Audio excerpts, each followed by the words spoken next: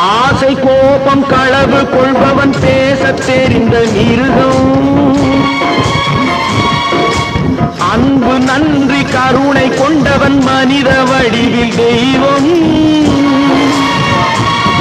இதில் மிருகம் என்பது கள்ள மனம், உயர் தெய்வம் என்பது பிள்ளை மனம்.